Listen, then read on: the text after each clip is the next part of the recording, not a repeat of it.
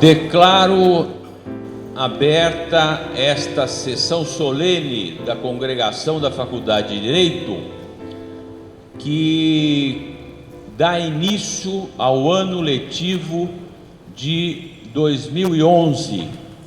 Cerimônia solene de abertura dos cursos jurídicos é realizada nesta faculdade há exatos 183 anos. A faculdade foi fundada, como todos sabemos, no dia 11 de agosto de 1827, e no ano seguinte, exatamente em 1º de março de 1828, foi proferida a sua aula inaugural num salão nobre, que estava neste local, mas não era esse mesmo salão, porque era o prédio antigo, prédio primitivo do convento de São Francisco. Foi proferida a primeira aula inaugural pelo professor, o primeiro professor dessa casa, professor Avelar Brotero, conselheiro Brotero, e o diretor de então era o Marechal Rendon, Aroshi Rendon. E todos os anos esta cerimônia se realiza para marcar exatamente o início das nossas atividades e marcar também esse nosso compromisso com esta tradição, desta que é a primeira faculdade de Direito a funcionar no Brasil. Esta aula inaugural marca o início da semana de recepção aos calouros, o momento em que nós recebemos os ingressantes do nosso curso jurídico.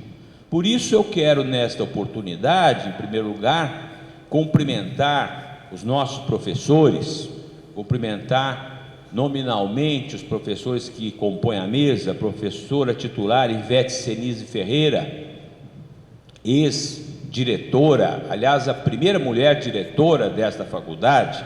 Quero cumprimentar também a professora Odete Medawar, que é uma das mais notáveis professoras da nossa faculdade, titular da cadeira de Direito Administrativo e que fará a saudação aos calouros.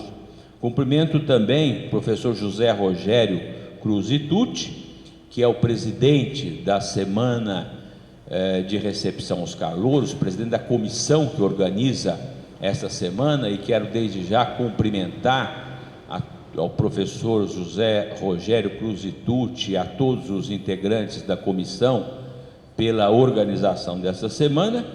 E finalmente, não menos importante, o professor Carlos Alberto Dabos Maluf, professor titular de Direito Civil, que hoje irá proferir a aula inaugural dos nossos cursos jurídicos no período da manhã, dando então continuidade a esta nossa tradição. Quero cumprimentar também a todos os professores que estão no doutoral, que nos honram com a sua presença. Quero cumprimentar os nossos funcionários e também cumprimentar aos alunos da nossa faculdade. Eu tenho a honra e a satisfação de passar a palavra ao professor titular de Direito Civil, professor Carlos Alberto Dabos Maluf, que irá proferir a aula inaugural deste ano letivo, no período da manhã, com o tema Limitações ao Direito de Propriedade. É com muita emoção que venho a essa tribuna fazer esta aula inaugural. As limitações ao direito de propriedade, senhores, é um tema riquíssimo. Ela envolve vários ramos do direito. Serve ao direito constitucional, a Constituição, onde nós temos a função social da propriedade. Serve ao direito administrativo, onde nós temos vários institutos limitando a propriedade, verba e graça, por exemplo, o tombamento, o zoneamento, o estatuto da cidade. Serve ao direito civil? Sim, sem dúvida. As servidões, o usufruto, o condomínio. as cláusulas de inalienabilidade nos testamentos? Serve a própria filosofia do direito? Nós temos os direitos humanos. Os senhores vejam o exemplo do Holocausto. Quem que não quer ter uma casa?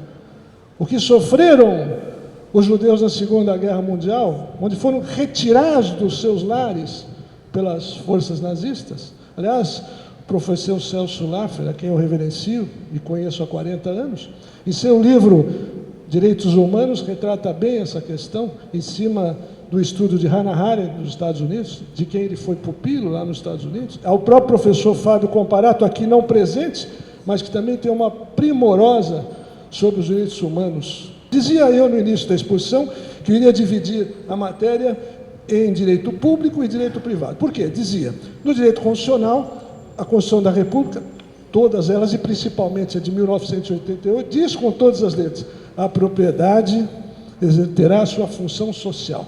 Função social da propriedade garantida pela Constituição. E justamente esta função social foi explorado pelo projeto, podemos dizer, do professor Miguel Reale, no artigo 1228 do Código Civil, onde diz lá com todas as letras que a propriedade cumprirá a sua função social. E no inciso 2º, cuida, senhores, do patrimônio histórico e artístico. Grande inovação do Código Civil brasileiro, indo em sintonia com a Constituição de 88. Por quê?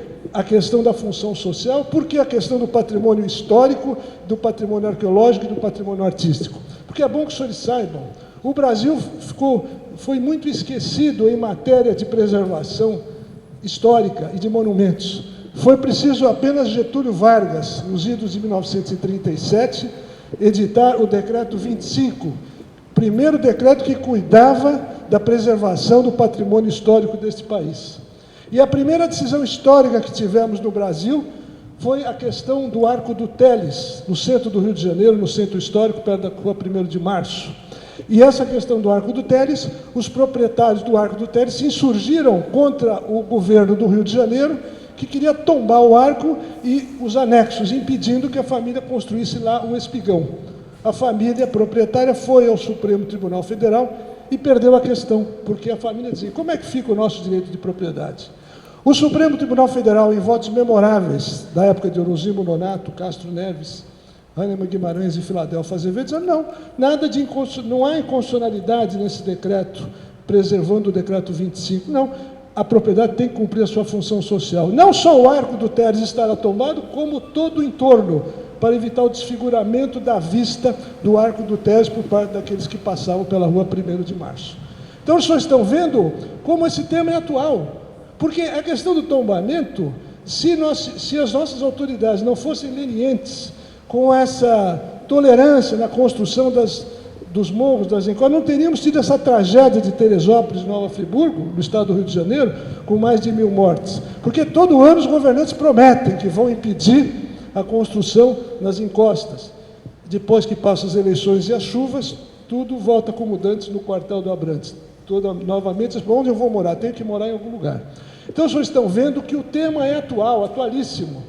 São Paulo está vivendo dias torrenciais de chuvas e granizo. Tudo isso não deixa de ser uma limitação, é evidente. Eu estou impedido de ir e vir numa cidade que cresceu sem nenhum planejamento.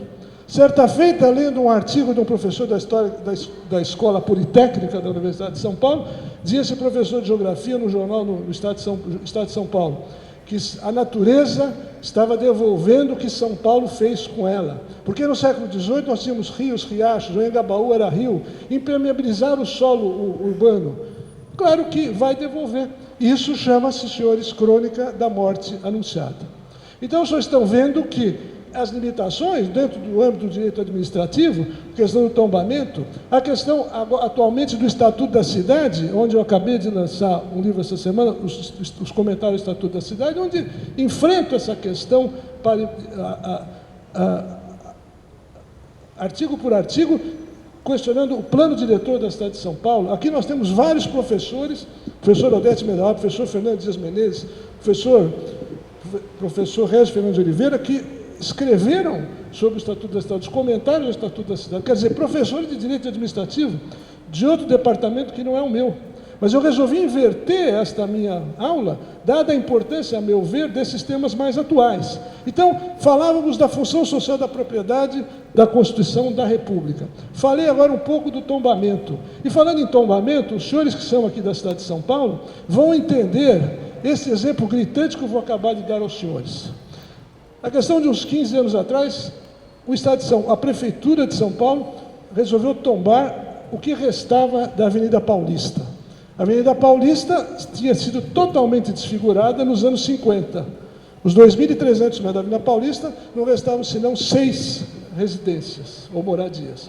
Uma delas, a mansão Matarazzo, na esquina da rua Pamplona. Ora, a família Matarazzo, quando percebeu que ia haver o tombamento, num final de semana derrubou a mansão Matarazzo, cuja primeira edição era de 1897. O Conde Matarazzo, o velho Conde, construiu em 1897. Depois, para o casamento da filha do Conde Francisco, nos anos 40, ele reformou a casa no estilo fascista. Então ficou aquela... Eu era criança, me lembro agora, recentemente, não era criança recente, mas quando fizeram depois da reforma, de mármore travertino. Olha, o que fizeram os Matarazzo? Derrubaram a casa naquele terreno de 11 mil metros da Paulista, Pamplona e São Carlos do Pinhal. Muito bem.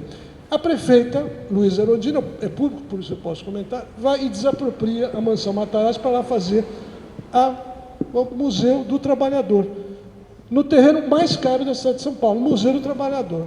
Resultado, a prefeitura não tinha dinheiro para desapropriar, não tinha dinheiro. Depois de alguns anos, a prefeitura desistiu da desapropriação, mas aí ficou o saldo negativo. A família Matarazzo entrou com uma ação de indenização contra a prefeitura, pedindo juros compensatórios de todos aqueles anos que a prefeitura ficou com o decreto expropriatório. Resultado, o valor da indenização é mais de 100 milhões de reais, que a prefeitura deve à família Matarazzo. Não vou entrar em outros questionamentos. Então, é aquilo que eu digo, e a professora Odete Medauar, em seu direito administrativo, disse, o tombamento deve ser indenizado? Conforme a tese da professora Odete Medauar, depende. Se o tombamento estiver no contexto de uma cidade toda, não tem que vir indenização. Por exemplo, eu herdo uma casa dentro da cidade de Ouro Preto. Eu tenho que conservar o exterior da casa, como é feito nas cidades antigas da Itália. Eu posso fazer a reforma interior, não exterior. Então não tem que haver indenização, porque eu estou no contexto. Agora, querer desapropriar na Avenida Paulista 6 casas, onde a avenida está totalmente desfigurada, é uma hipocrisia. Não tem cabimento. Mesmo porque dizia um arquiteto francês que o Brasil nunca ia ter uma história da arquitetura por causa da malsinada especulação imobiliária. Então, a concepção é a seguinte, enquanto na Europa um prédio de 400 anos é considerado novo, no Brasil um prédio de 40 anos é considerado velho. Então, nós nunca vamos ter história da arquitetura. É a realidade. Então, os senhores estão vendo, não deixa, o tombamento não é uma limitação? É claro que é uma limitação, mas não é a maior delas é a desapropriação. Mas no tombamento, continua.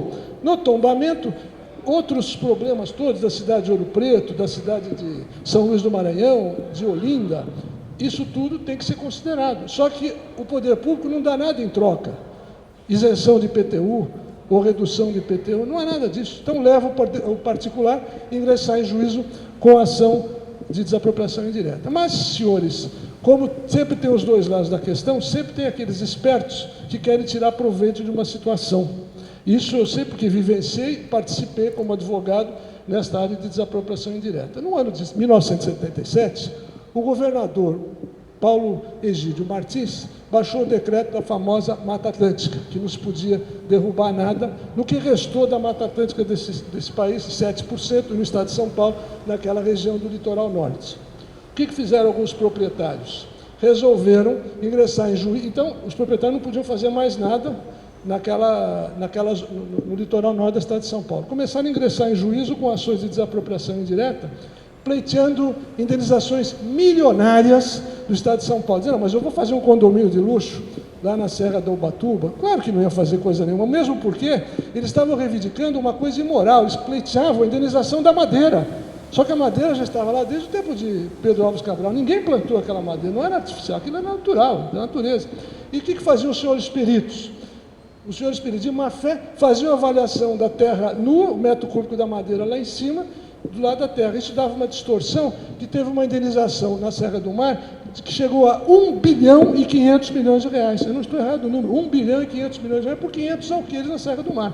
Ora, isso chegou às portas do Superior Tribunal de Justiça, e o ministro Franciulli, saudoso ministro Franciulli Neto, na questão da relativização da coisa julgada, já tinha se transitado em julgado, dizendo assim, não, isso é imoral, não podemos pagar 1 bilhão e 500 milhões. Reverteu, pelo princípio da revitalização relativização da coisa julgada, devolveu ao Tribunal de Justiça de São Paulo e caiu para o preço de 20 ou 30 milhões de dólares. Isso se faz justiça. Por quê? Assim como não pode o Estado demorar 20 anos para pagar uma desapropriação, também não pode o particular sangrar o Estado. Sabendo notoriamente que vale 10, ele não pode querer 100. Isso é que se chama em direito de enriquecimento sem causa. O que é o enriquecimento sem causa? É aquilo que Orlando Gomes lapidamente diz: dá-se o enriquecimento sem causa quando há o enriquecimento de alguém, o empobrecimento de outro, sem justa causa e sem nexo causal. E realmente não tinha causa.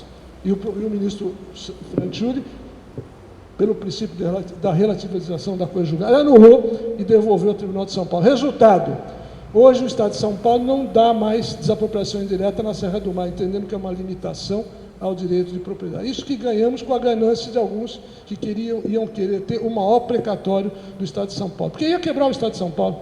Se o Estado de São Paulo fosse pagar as 36 indenizações milionárias da Serra do Mar, nós teríamos 52 bilhões de reais de indenização dos cofres para os particulares. Bom, então, vocês estão vendo como a matéria é atualíssima.